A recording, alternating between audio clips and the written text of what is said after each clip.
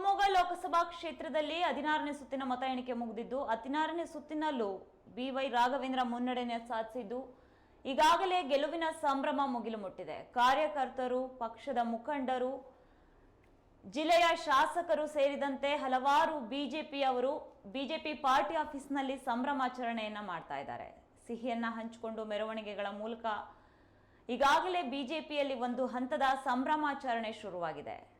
1 ಲಕ್ಷಕ್ಕೂ ಹೆಚ್ಚು ಮತಗಳ ಅಂತರವನ್ನು ಕಾಯ್ದುಕೊಂಡಿರುವಂತಹ ಬಿಜೆಪಿ ಅಭ್ಯರ್ಥಿ ಬಿವೈ ರಾಘವೇಂದ್ರ ಅವರ ಗೆಲುವಿನ ಸಂಭ್ರಮ ಶಿವಮೊಗ್ಗದೆಲ್ಲೆಡೆ ಮೊಳಗ್ತಾ ಇದ್ದು, ಅಭ್ಯರ್ಥಿ ಕಾರ್ಯಕರ್ತರಿಗೆ, ಪಕ್ಷದ ಮುಖಂಡರಿಗೆ ಸಿಹಿ ಹಂಚಿ ತಮ್ಮ ಸಂತೋಷವನ್ನ ವ್ಯಕ್ತಪಡಿಸ್ತಾ ಇದ್ದಾರೆ.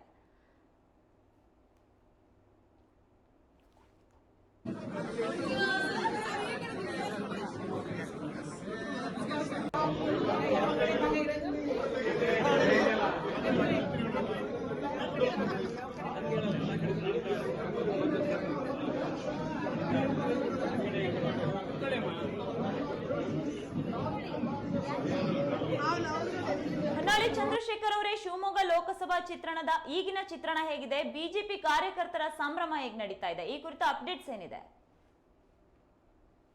ಬಿಜೆಪಿ ಅಭ್ಯರ್ಥಿ ಬಿವೈ ರಾಘವೇಂದ್ರ ಅವರು ಸರಿಸುಮಾರು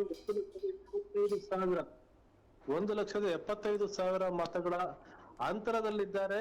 ಸರಿಸುಮಾರು ಇನ್ನ 2 ರೌಂಡ್ ಕೌಂಟಿಂಗ್ ಬಾಕಿ ಇದೆ. 2 ರೌಂಡ್ ಕೌಂಟಿಂಗ್ ಅಂದ್ರೆ ಅಲ್ಲಿ ಇರ್ತಕ್ಕಂತ ಮತಗಳು ಸರಿಸುಮಾರು 1-2 ಲಕ್ಷ ಅನ್ಬೋದು. ಆದ್ರೆ ಈಗಾಗ್ಲೇನೆ ಬಿವೈ ರಾಘವೇಂದ್ರ ಅವರು 1,75,000 ಮತಗಳ ಅಂತರದಿಂದ ಮುನ್ನಡೆಯನ್ನ ಸಾಧಿಸಿದ್ದಾರೆ. ಹಾಗಾಗಿ ಬಿವೈ ರಾಘವೇಂದ್ರ ಅವರ ಗೆಲುವು ಬಹುತೇಕ ಖಚಿತ. ಈ ಕಾರಣದಿಂದ ಮತ ಎಣಿಕೆ ಕೇಂದ್ರದ ಎದುರು ಬಿಜೆಪಿಯ ಕಾರ್ಯಕರ್ತರು, ಮುಖಂಡರು ಸಂಭ್ರಮಾಚರಣೆ ಇದ್ದಾರೆ. ಕಾರ್ಯಕರ್ತರ ಘೋಷಣೆ ಮುಗಿಲು ಮುಟ್ಟಿದೆ. ಮತ್ತೆ ಬಿವೈ ರಾಘವೇಂದ್ರ ಅವರು ಈಗ ಅಲ್ಲಿ ಬಿಜೆಪಿ ಕಚೇರಿಯಲ್ಲಿದ್ದಾರೆ. ಅಲ್ಲಿ ಅವರಿಗೆ ಅಭಿನಂದನೆಗಳ ಮಹಾಪುರ ಹರಿದು ಬರ್ತಾ ಇದೆ. ಯಾಕಂದ್ರೆ ಗೆಲುವು ಖಚಿತ ಆಗಿದೆ.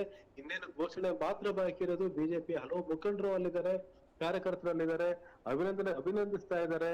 ಜೊತೆಗೆ ವಾದ್ಯ ವೃಂದಗಳು ಸಹ ಅಲ್ಲಿ ಬಂದಿದ್ದಾವೆ. ಹಾಗಾಗಿ ಬಿಜೆಪಿಯಲ್ಲಿ ಸಂಭ್ರಮ ಅನ್ನೋದು ಮುಗಿಲು ಮುಟ್ಟಿದೆ. ಈ ಕಡೆ ಕಾಂಗ್ರೆಸ್ ನಲ್ಲಿ ಸ್ಮಶಾನ ಮೌನ ಆವರಿಸಿದೆ. ಬಿಜೆಪಿ ಕಚೇರಿಯಲ್ಲಿ ಈಗ ಬಿವೈ ರಾಘವೇಂದ್ರ ಅವರಿದ್ದು ಎಲ್ಲರ ಅಭಿನಂದನೆಗಳನ್ನು ಸ್ವೀಕಾರ ಮಾಡ್ತಾ ಇದ್ದಾರೆ. ಇನ್ನೇನು ಸರಿಸುಮಾರು 1.5 ಲಕ್ಷ ಅಥವಾ 2 ಲಕ್ಷ, ಗರಿಷ್ಠ 2 ಲಕ್ಷ ಮತಗಳ ಎಣಿಕೆ ಮಾತ್ರ ಬಾಕಿ ಇರ್ತಕ್ಕಂಥದ್ದು.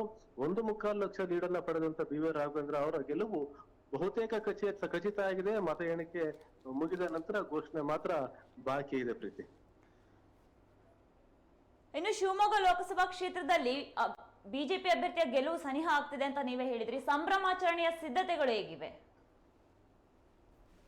ಈಗ ಬಿಜೆಪಿ ಕಚೇರಿಯಲ್ಲಿ ಬಿವೈ ರಾಘವೇಂದ್ರ ಅವರಿದ್ದು ಅಲ್ಲಿ ಮೊದಲು ಅವರ ಕಾರ್ಯಕರ್ತರು ಮತ್ತೆ ಮುಖಂಡರು ಎಲ್ಲರೂ ಸಹ ಬಿಜೆಪಿ ಕಚೇರಿಯಲ್ಲಿ ಸೇರ್ತಾ ಇದ್ದಾರೆ. ಪ್ರತಿಯೊಬ್ರು ಸಹ ಬಿಜೆಪಿ ಆಫೀಸ್ ಕಡೆಗೆ ಬರ್ತಾ ಇದ್ದಾರೆ. ಎಲ್ಲಾ ನಾಯಕರು ಸಹ ಬಿಜೆಪಿ ಆಫೀಸ್ ಅಲ್ಲಿ ಸೇರ್ತಾ ಇದ್ದಾರೆ. ಅಲ್ಲಿ ಸಂಭ್ರಮ ಮುಗಿಲು ಮುಟ್ಟಿದೆ. ಇನ್ನೇನು ಅಧಿಕೃತ ಘೋಷಣೆಗೆ ಕಾಯ್ತಾ ಇದ್ದಾರೆ. ಘೋಷಣೆಯ ನಂತರ ಅಲ್ಲಿ ಪಟಾಕಿ ಸಿಡಿಸೋದಕ್ಕೆ ಎಲ್ಲದಕ್ಕೂ ಸಹ ಅಲ್ಲಿ ಸಿದ್ಧತೆಯನ್ನ ಮಾಡ್ಕೊಂಡಿದ್ದಾರೆ. ಅಲ್ಲಿ ಆದ ನಂತರ ಮತ ಎಣಿಕೆ ಕೇಂದ್ರಕ್ಕೆ ಬಿವೈ ರಾಘವೇಂದ್ರ ಅವರು ಹೋಗ್ತಾರೆ. ಅಲ್ಲಿ ಕೊನೆಗೆ ಅಂತಿಮವಾಗಿ ಏನು ಪ್ರಕ್ರಿಯೆಗಳಿದೆ, ಪ್ರಮಾಣ ಪತ್ರನ ಪಡೆಯೋದು ಮುಂತಾದ ಪ್ರಕ್ರಿಯೆಗಳು, ಆ ಪ್ರಕ್ರಿಯೆಯನ್ನ ಅವರು ಮಾಡ್ತಾರೆ. ಹಾಗಾಗಿ ನಂತರ ಮತ ಎಣಿಕೆ ಕೇಂದ್ರದಿಂದ ಬಹುಶಃ ಬಿಜೆಪಿ ಕಚೇರಿವರೆಗೂ ಸಹ ಮೆರವಣಿಗೆ ಮೂಲಕ ಅಥವಾ ರ್ಯಾಲಿಯ ಮೂಲಕ ಅವರನ್ನ ಕರ್ಕೊಂಡ್ ಬರ್ತಕ್ಕಂತ ಸಾಧ್ಯತೆ ಇದೆ. ಅದಕ್ಕೂ ಸಹ ಪ್ರಯತ್ನವನ್ನ ಅಲ್ಲಿ ಸಿದ್ಧತೆಗಳು ಮಾಡ್ತಾ ಇದ್ದಾರೆ. ಹಾಗಾಗಿ ಬಿಜೆಪಿ ಸಂಭ್ರಮ ಆಚರಣೆಗೆ ಎಲ್ಲಾ ರೀತಿಯ ಸಿದ್ಧತೆ ನಡೆದಿದೆ. ಅಧಿಕೃತ ಘೋಷಣೆಗಾಗಿ ಮಾತ್ರ ಕಾಯುವಂತಾಗಿದೆ. ಪ್ರೀತಿ, ಇನ್ನು ಕರ್ನಾಟಕದ ಒಟ್ಟಾರೆ ಚಿತ್ರಣ ನೋಡಿದರೆ ಈ ಕ್ಷಣಕ್ಕೆ ಯಾರಿಗೆ ಗೆಲುವಾಗಿದೆ, ಯಾರಿಗೆ ಸೋಲಾಗಿದೆ? ಪ್ರೀತಿ, ಕರ್ನಾಟಕದಲ್ಲಿ 10 ಕ್ಷೇತ್ರಗಳಲ್ಲಿ ಕಾಂಗ್ರೆಸ್ ಗೆಲುವು ಬಹುತೇಕ ನಿಶ್ಚಿತ ಅನ್ನುವಂತ ಸ್ಥಿತಿ ಇದೆ. 16 ಕ್ಷೇತ್ರಗಳಲ್ಲಿ ಬಿಜೆಪಿ ಗೆಲ್ಲಬಹುದು, 2 ಕ್ಷೇತ್ರಗಳಲ್ಲಿ ಜೆಡಿಎಸ್ ಗೆಲ್ಲುವ ಸಾಧ್ಯತೆ ಇದೆ ಅಂತ ಹೇಳಿ. ಇನ್ನು ಮಂಡ್ಯದಲ್ಲಿ ಕುಮಾರಸ್ವಾಮಿ ಗೆದ್ದಿದ್ದಾರೆ. ಕೋಲಾರದಲ್ಲಿ ಜೆಡಿಎಸ್ ಪಕ್ಷ ಮಲ್ಲೇಶ್ ಬಾಬು ಅವರ ಗೆಲುವು ಅಲ್ಲಿ ಸಾಧ್ಯ ಆಗಿದೆ. ಇನ್ನ ಕಾಂಗ್ರೆಸ್ ಪಕ್ಷ ಹಲವು ಕ್ಷೇತ್ರಗಳಲ್ಲಿ ಗೆಲುವಿನ ನಗೆಯನ್ನ ಬೀರ್ತಾ ಇದೆ. ಚಾಮರಾಜನಗರದಲ್ಲಿ ಕಾಂಗ್ರೆಸ್ ಗೆದ್ದಿದೆ, ಬೀದರ್ನಲ್ಲಿ ಕಾಂಗ್ರೆಸ್ ಗೆದ್ದಿದೆ. ಹೀಗೆ ಹಲವು ಕ್ಷೇತ್ರಗಳಲ್ಲಿ ಪ್ರಿಯಾಂಕಾ ಜಾರಕಿಹೊಳಿ ಇರ್ಬೋದು, ಸಾಗರ್ ಈಶ್ವರ ಖಂಡ್ರೆ ಇರ್ಬೋದು, ಈ ಕಡೆ ಸುನಿಲ್ ಬೋಸ್ ಇರ್ಬೋದು. ಹೀಗೆ ಬಹಳಷ್ಟು ನಾಯಕರು ಅಲ್ಲಿ ಗೆಲುವನ್ನ ಪಡಿತಾ ಇದ್ದಾರೆ. ಇನ್ನ ಬಿಜೆಪಿಯು ಸಹ ಹಲವು ಕಡೆ ಆದ್ರೆ ನಷ್ಟವನ್ನ ಮಾಡ್ಕೊಂಡಿದೆ. ಹಿಂದಿನ ಚುನಾವಣೆಗಿಂತ ಈ ಬಾರಿ ಬಿಜೆಪಿಗೆ ಬಹಳಷ್ಟು ನಷ್ಟ ಆಗಿದೆ. ಆದ್ರೂ ಸಹ 16 ಕ್ಷೇತ್ರದಲ್ಲಿ ಗೆದ್ದಂತ ಖುಷಿ ಬಿಜೆಪಿಗೆ ಸಿಗಲಿದೆ.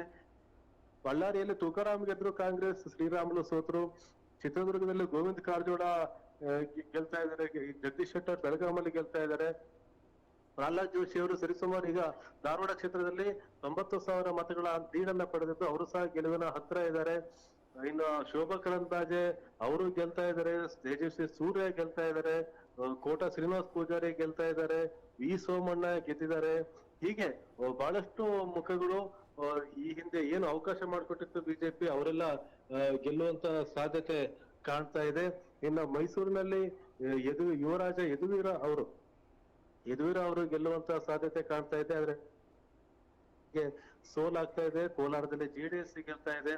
ಇನ್ನು ಮಂಡ್ಯದಲ್ಲಿ ಕುಮಾರಸ್ವಾಮಿ ಗೆದ್ದರೆ ಹಾಸನದಲ್ಲಿ ಜೆಡಿಎಸ್ ಗೆ ಸೋಲಾಗಿದೆ. ಪ್ರಜ್ವಲ್ ರೇವಣ್ಣ ಅಲ್ಲಿ ಸೋಲನ್ನ ಕಾಣ್ತಾ ಇದ್ದಾರೆ, ಶ್ರೇಯಸ್ ಪಟೇಲ್ ಅಲ್ಲಿ ಗೆಲ್ತಾ ಇದ್ದಾರೆ.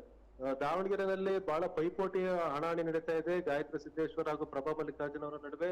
ಹಾಗಾಗಿ ಅಂತಿಮವಾಗಿ ಏನಾಗುತ್ತೆ ಅಂತ ನೋಡ್ಬೇಕು. ಆದ್ರೆ ಸದ್ಯದ ಪರಿಸ್ಥಿತಿಯಲ್ಲಿ ಕಾಂಗ್ರೆಸ್ ಅಲ್ಲಿ ಲೀಡ್ ಅನ್ನ ಪಡೆದಿದೆ. ಆ ಲೀಡ್ ಅನ್ನ ಉಳಿಸ್ಕೊಂಡ್ರೆ ಅಲ್ಲಿ ಕಾಂಗ್ರೆಸ್ ಗೆಲುವಿನ ನಗೆಯನ್ನ ಬೀರುತ್ತೆ. ಇನ್ನು ಹಾವೇರಿಯಲ್ಲಿ ಬಸವರಾಜ ಬೊಮ್ಮಾಯಿ ಗೆದ್ದಿದ್ದಾರೆ, ಅವರ ವಿರುದ್ಧ ಕಾಂಗ್ರೆಸ್ ಅಭ್ಯರ್ಥಿಗೆ ಗೆಲುವು ಸಾಧ್ಯ ಆಗಲಿಲ್ಲ. ಚಿಕ್ಕಬಳ್ಳಾಪುರದಲ್ಲಿ ಸುಧಾಕರ್ ಗೆದ್ದಿದ್ದಾರೆ, ರಾಮಯ್ಯ ಅವರಿಗೆ ಗೆಲುವು ಸಾಧ್ಯ ಆಗಿಲ್ಲ. ಇನ್ನು ಗ್ರಾಮಾಂತರ ಕ್ಷೇತ್ರದಲ್ಲಿ ಬಿಜೆಪಿ ಗೆಲ್ತಾ ಇದೆ. ಈ ಹಿಂದೆ 2 ಬಾರಿ ಕಳೆದುಕೊಂಡಂತ ಕ್ಷೇತ್ರ ಅದು. ಈ ಬಾರಿ ಬಿಜೆಪಿ ಅಲ್ಲಿ ಗೆಲ್ತಾ ಇದೆ. ಮಂಜುನಾಥ್ ಅವರು ಅಲ್ಲಿ MP ಆಗಿ ಗೆದ್ದು ಬಿಜೆಪಿ ಪಕ್ಷದ ಮೂಲಕ ಗೆದ್ದು ಸಂಸತ್ತನ್ನ ಪ್ರವೇಶ ಮಾಡ್ತಾ ಇದ್ದಾರೆ ಮಂಜುನಾಥ್ ಅವರು. ಹಾಗಾಗಿ ಒಂದ್ ರೀತಿ ಕಾಂಗ್ರೆಸ್ಗೆ ಈ ಹಿಂದೆ ಕಳೆದುಕೊಂಡದ್ದನ್ನ ಮತ್ತೆ ವಾಪಸ್ ಪಡೆದಂತ ಒಂದು ಸಂತೋಷ. ಆದ್ರೆ ಏನು 1 ಸ್ಥಾನವನ್ನ ಗೆದ್ದಿತ್ತು, ಈ ಬಾರಿ 10 ಸ್ಥಾನವನ್ನ ಗೆಲ್ಲುವಂತ ಖುಷಿ. ಆದ್ರೆ ಬಿಜೆಪಿಗೆ 25 ಸ್ಥಾನಗಳನ್ನ ಗೆದ್ದಂತ ಬಿಜೆಪಿ 16 ಸ್ಥಾನಗಳಿಗೆ ಗೆಲ್ತಾ ಇದೆ. ಆದ್ರೂ ಸಹ ನಾವು ಕಡಿಮೆ ಸಾಧನೆ ಮಾಡಿಲ್ಲ, 16 ಸ್ಥಾನಗಳನ್ನಾದ್ರೂ ನಾವು ಮಾಡಿದೀವಿ ಅಂತಕ್ಕಂಥ ಖುಷಿ ಬಿಜೆಪಿಗಿದೆ. 3 ಕ್ಷೇತ್ರಗಳನ್ನ ಪಡೆದಂತ ಜೆಡಿಎಸ್ ಪಕ್ಷ 2ರಲ್ಲಿ ಗೆಲ್ಲುವ ಮೂಲಕ ದೊಡ್ಡ ಸಾಧನೆ ಮಾಡಿದ್ವಿ. 66% ಸಾಧನೆ ಆಗಿದೆ ನಮ್ದು. ಯಾಕಂದ್ರೆ 100% ಮಾಡ್ಲಿಕ್ಕಾಗಿಲ್ಲ, 66% ಸಾಧನೆ ಮಾಡಿದೀವಿ ಅಂತೇಳಿ ಸಮಾಧಾನ ಪಟ್ಕೊಳ್ಳೋಕೆ ಅವಕಾಶ ಇದೆ. ಮತದಾರರು ಎಲ್ಲರಿಗೂ ಸಹ, ಕರ್ನಾಟಕದ ಮತದಾರರು ಎಲ್ಲಾ ಪಕ್ಷಗಳಿಗೂ ಎಲ್ಲಾ ನಾಯಕರಿಗೂ ಸಹ ಪಾಠವನ್ನ ಕಲಿಸಿದ್ದಾರೆ, ಎಚ್ಚರಿಕೆಯನ್ನ ನೀಡಿದ್ದಾರೆ. ಮತ್ತೆ ಮುಂದಿನ ದಿನಗಳಲ್ಲಿ ನೀವು ಹೇಗಿರ್ಬೇಕು ಅನ್ನೋದನ್ನು ಸಹ ಹೇಳಿದರೆ ಈ ಚುನಾವಣೆ ಮೂಲಕ ಅಂತಾನೆ ಹೇಳ್ಬೋದು ಪ್ರೀತಿ. ಇನ್ನು ಒಟ್ಟಾರೆ ಚಿತ್ರಣ ನೋಡೋದಾದ್ರೆ ಎಷ್ಟು ಮತ ಎಣಿಕೆಯ ಸುತ್ತು ಬಾಕಿ ಇದೆ ರಾಜ್ಯದ ಎಲ್ಲಾ ಕ್ಷೇತ್ರಗಳಲ್ಲಿ ನೋಡೋದಾದ್ರೆ ಸರಾಸರಿ ಎಷ್ಟು ಮತಗಳ ಎಣಿಕೆ ಸುತ್ತು ಬಾಕಿ ಇದೆ? ಬಹುತೇಕ ಕ್ಷೇತ್ರಗಳಲ್ಲಿ ಮತ ಎಣಿಕೆ ಮುಕ್ತಾಯ ಆಗಿದೆ, ಫಲಿತಾಂಶ ಘೋಷಣೆ ಮಾತ್ರ ಬಾಕಿ ಇದೆ. ಆದ್ರೆ ಧಾರವಾಡ ಕ್ಷೇತ್ರ ಆಗಿರ್ಬೋದು, ಶಿವಮೊಗ್ಗ ಕ್ಷೇತ್ರ ಆಗಿರ್ಬೋದು, ಈ ರೀತಿ ಕೆಲವು ಕ್ಷೇತ್ರಗಳಲ್ಲಿ ಕೊನೆಯ 1 ಅಥವಾ 2 ಸುತ್ತಿನ ಮತ ಎಣಿಕೆ ಮಾತ್ರ ಬಾಕಿ ಇರುವಂತದ್ದು. ಬಹುಶಃ ಇನ್ನೊಂದು ಅರ್ಧ ಮುಕ್ಕಾಲು ಗಂಟೆಗೆ ಇಡೀ ಕರ್ನಾಟಕದ ಎಲ್ಲಾ ಕಡೆಯೂ ಸಹ ಮತ ಎಣಿಕೆ ಮುಗಿಯುತ್ತೆ. ಹಾಗಾಗಿ ಸಂಪೂರ್ಣ ಸ್ಪಷ್ಟ ಚಿತ್ರಣ ಗೊತ್ತಾಗುತ್ತೆ. ಬಹುಶಃ 3 ಗಂಟೆ ಅಷ್ಟೊತ್ತಿಗೆ ಇಡೀ ದೇಶದಲ್ಲಿ ಎಷ್ಟು ಸ್ಥಾನಗಳನ್ನ ಯಾರು ಗೆಲ್ತಾರೆ ಅನ್ನೋದು ಸಹ ಸ್ಪಷ್ಟವಾಗಿ ಗೊತ್ತಾಗುತ್ತೆ. ಈ ಕೊನೆಯ 1 ಸುತ್ತು ಅಥವಾ ಈ ಬಹಳಷ್ಟು ಕ್ಷೇತ್ರಗಳಲ್ಲಿ ಮುಗಿದಿದೆ ಮತ ಎಣಿಕೆ. ಇನ್ನು ಕೆಲವು ಕ್ಷೇತ್ರಗಳಲ್ಲಿ 1 ರಿಂದ 2 ಸುತ್ತು ಮಾತ್ರ ಬಾಕಿ ಇದೆ. ಅದು ಸಹ ಮುಗಿದ್ರೆ ಮತ ಎಣಿಕೆ ಪ್ರಕ್ರಿಯೆ ಸಂಪೂರ್ಣವಾಗುತ್ತೆ. ಈ ಮೂಲಕ ಲೋಕಸಭೆಯ ಸಂಪೂರ್ಣ ಚಿತ್ರಣ ಗೊತ್ತಾಗುತ್ತೆ.